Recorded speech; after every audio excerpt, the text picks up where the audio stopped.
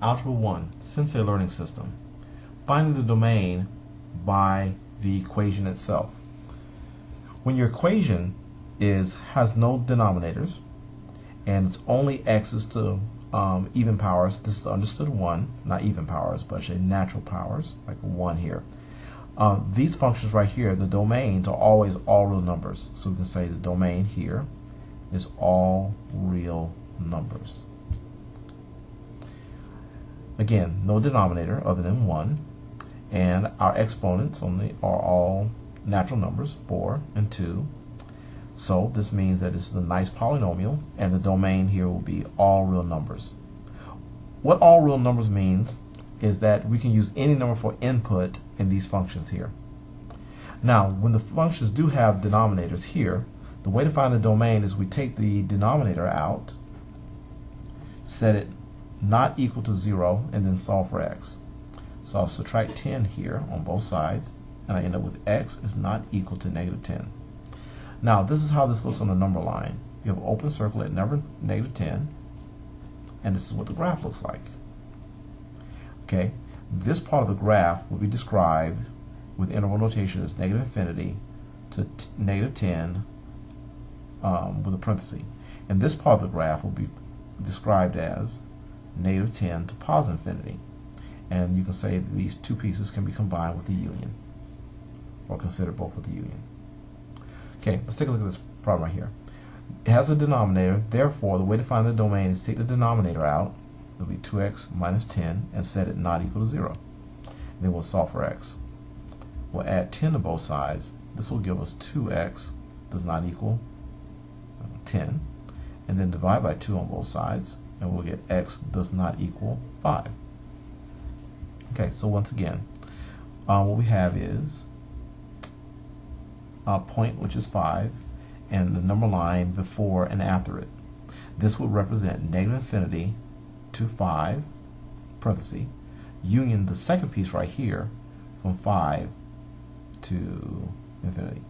So you can represent the domain with any one of these parts right here.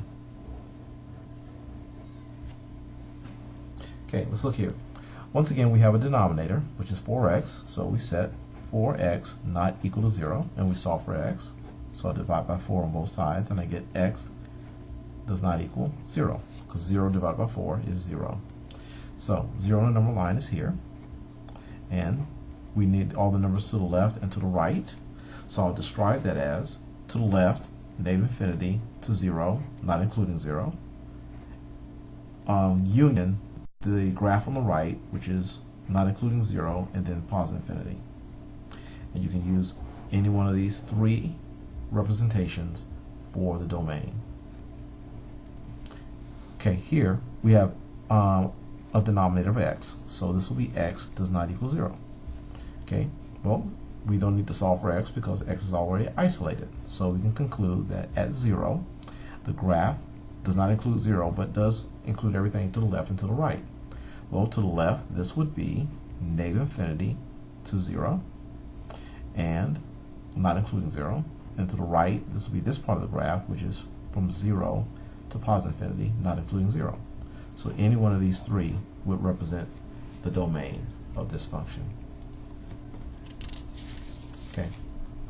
All right, furthermore, again, these are functions that have denominators, or expressions in denominators, called rational functions. And we'll say that the x squared minus 4 cannot equal 0.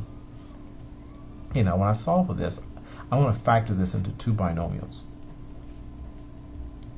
And since this is a conjugate, I can take the square root of x squared, get x, and the square root of 4, get 2.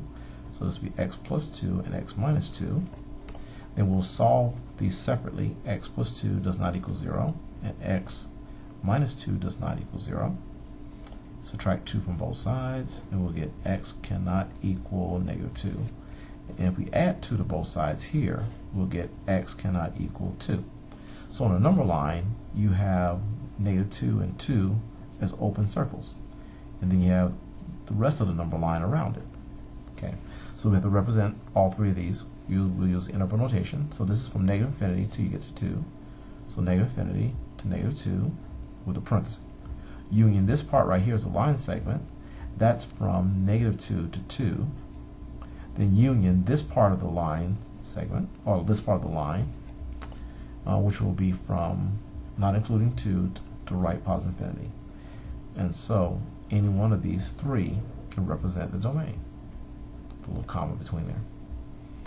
Okay, once again, we have a denominator here. It's a rational function, so we'll say that x squared minus 4x minus 12 cannot equal 0 in order to find the domain. And we can factor this into two binomials, at least we'll try. X squared will be x times x.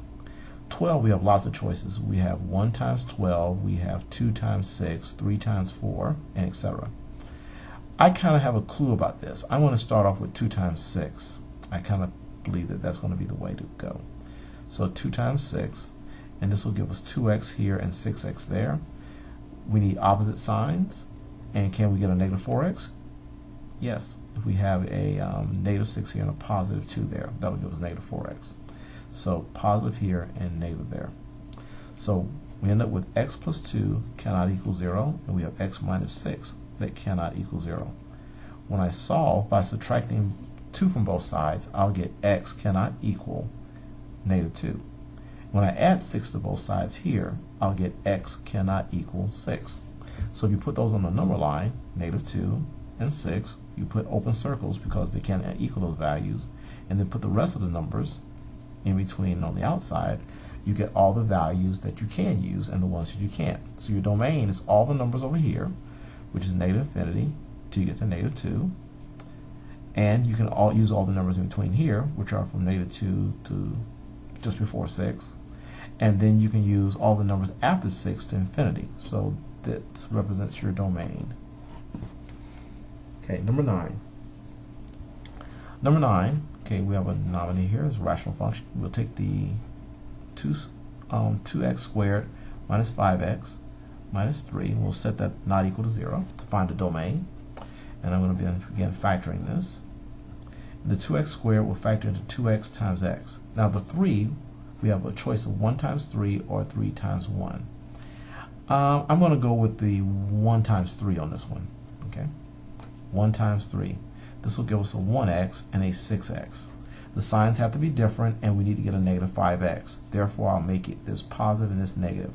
That'll be different signs, and it will give us negative 5x.